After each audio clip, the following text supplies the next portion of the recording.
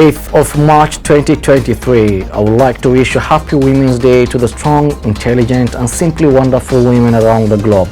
Don't you ever forget you're appreciated and you're loved.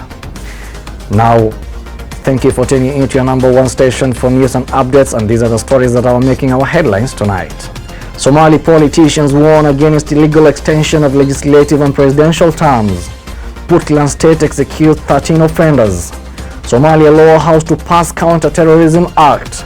Ethiopia sends non-ATMIS troops to Somalia.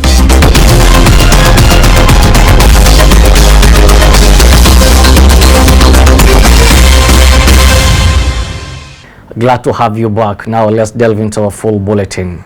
Former leaders and notable politicians have dissented with a motion that tends to extend the federal government's tenure. The motion was tabled in Somalia's bicameral parliament. Former leaders of the country and notable politicians have dissented with a motion to extend the federal government's tenure, which was tabled in Somalia's bicameral parliament.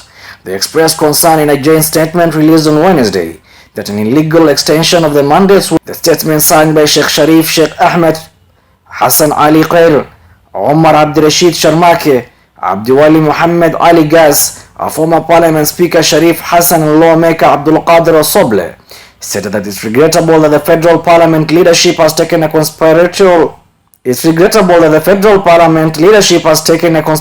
step to prevent the fight against Al-Shabaab and the building of the country's government. We have yet to resolve the issue caused by the previous government's attempt to extend the mandate. The politicians condemned the parliament's leadership violations of the national constitution and warned that if the illegal extension was carried out, the rebuilding of the country's government will be significantly delayed. They urged the country's leaders not to take this step, declaring that they will never accept an illegal extension. 13 men from Al-Shabaab and Daesh groups who had previously been sentenced to death were executed on Wednesday morning by the Puntland Military Court. The execution occurred in 3 different cities. Here's a full story. 13 men from the Al-Shabaab and Daesh groups who had previously been sentenced to death were executed on Wednesday morning by Puntland's military court. The executions occurred in 3 different cities, Galkayo, Garowe and Bosaso, around 8 a.m. In Galkayo, 5 men who belonged to the Al-Shabaab security forces were shot and killed in the Wadajir area of Galmudug. Meanwhile, Shuaib Muhammad, also known as Ja'far, was executed in Garowe. He had been involved in the fighting between Puntland and Shabab forces in Suj, Garmal and Kulub back in 2016. Although he was offered amnesty and rehabilitation, he rejoined Al-Shabaab and committed murders in Mogadishu. He was arrested while traveling to Bosaso and subsequently executed. In addition to these events, 6 men who belonged to the Al-Shabaab and Daesh networks were killed in Bosaso town.